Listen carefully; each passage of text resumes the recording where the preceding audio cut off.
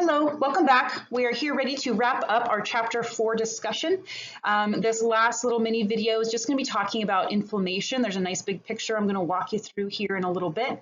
But before we get to that, I just wanted to point out what we call the 4 signs of inflammation, the 4 cardinal signs. Sometimes you hear that word, dealing with what happens when your body tissues are injured. How can they start to repair themselves?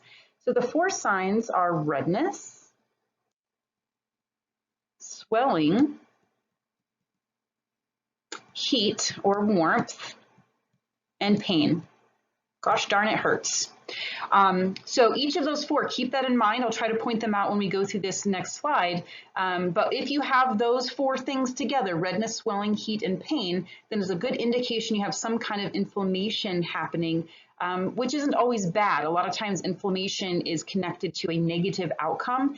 And to some degree it can, especially if the inflammation is happening where there is no tissue damage or an abundance of inflammation. But inflammation is a good natural part of our immune response. It helps us with our tissue repair. It helps to decrease the chance of infection of damaged tissues. And so it's a good response to infection and trauma to your tissues to try to get you back to homeostasis. So inflammation is good unless it's bad. Right? How's that? Okay, so let's just start through. We're going to start with the injury, right? So he's got a boo-boo on his leg, on his knee. He scratched his knee. So what is happening with this situation? So the tissue is injured. This helps to trigger this defense mechanism. Not only we want to protect from infection, but we also want to start the repair process. So usually when you skin your knee, it's not going to be on a sterile surface. So you're going to have bacteria, viruses, pathogens, potentially. You've broken that physical barrier of intact skin. You've now allowed these pathogens to come into your body, which is a bad thing. We need to fight those off. So remember those mast cells that we were talking about back in connective tissue proper? Most connective tissues are going to have some few mast cells scattered around. So when your tissue is injured, right? So if you cut or scrape or damage your epithelium down to your dermis or your hypodermis or even down to your muscles, that would be a pretty severe injury. But you're damaging some of, there's connective tissues all over the place, right? We had all those layers of fascia. You're going to have these connective tissues that have mast cells, and they're going to release those chemicals, histamine, heparin, and prostaglandins. They initiate the process of inflammation.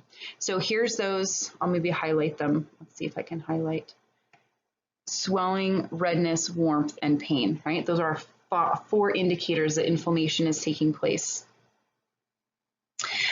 So how do we get those 4 indicators? What's happening? Why do we get redness, swelling, pain, and warmth with the release of histamine and heparin? Well, with these chemicals, first, we're going to see, let me get back to the dark, increased blood flow. So you're going to get some vasodilation. These chemicals are going to cause your blood vessels to increase in diameter, which is allowing more blood into the area. More blood into the area is going to make your tissues look redder. Okay, there's redness. Let me put this up here. Redness, swelling, pain, heat. All right, so check mark on redness due to increased blood flow. Check mark on heat because blood is warmer than surrounding tissues. So the increased blood flow will bring you the redness and the heat. The next thing, increased vessel permeability. Not only do those blood vessels vasodilate, they become leaky. Their permeabilities increase. So tissue fluid is going to leave your blood or enter your fluid will leave your blood and into your tissues and swell the area. So there we go, check mark for swelling. And then the last one, these chemicals themselves, histamine, heparin, and prostaglandin, they themselves can actually trigger pain receptors. So you could actually have damage to pain receptors, which triggers their response to your brain saying, ouch, that hurts, or just the presence of those chemicals triggers the pain receptors to say, ouch, that hurts. So within just increased blood flow, so vasodilation, increased permeability, and direct stimulation of those pain receptors, we've checkmarked all 4 of those cardinal signs of inflammation. So it's really happening right when those mast cells release these chemicals, we are getting the response of inflammation. So why? What do those things do? What's the benefit of increased blood flow, permeability, and pain? Well, let's take a look. Increased blood flow increases local temperature. It allows the tissues to become warm. We talked about that, increasing metabolic rate of your cells while slowing down metabolic rates of bacteria and viruses who are more specific with their range of abilities. That's why fevers work. So we have it's almost like a local fever just for that area of inflammation. Increased blood flow and increased permeability help to bring in more oxygen, more nutrients, and carry the waste products away more efficiently. So any of the cells that are needed to repair are able to get what they need quickly and get rid of the waste products. So that's kind of these two things go together when you have increased permeability and increased blood flow. Unrelated necessarily directly to those three functions at the first row is increased phagocytosis. So I guess it's more blood flow. The more blood flow goes to the area, more white blood cells and macrophages go to the area. So they're going to start chomping all these things up. And the enhanced circulation carries away toxins and waste products. So all of those increased blood flow, vessel permeability, and pain. Well, we didn't really talk about the benefits of pain. I'll get to that. So increased blood flow and increased vessel permeability helps to increase temperature, increasing the metabolic rates, decreasing bacterial metabolism, brings more nutrients and oxygen, increase the arrival of phagocytes, and increase the removal of waste. So why pain? Why is pain such a good thing? Well, if you've injured something and it hurts, are you going to keep using it? Probably not. Like, oh, you baby it, right? You're like, it doesn't, oh, I don't want to move I'm going to wrap it up, or I'm just going to, put your arm in cast or whatever you need to do. It is a way to tell your body that, hey, there's a problem. Don't use that body part because we need it to rest and repair. So pain is actually beneficial for your body to get back to homeostasis.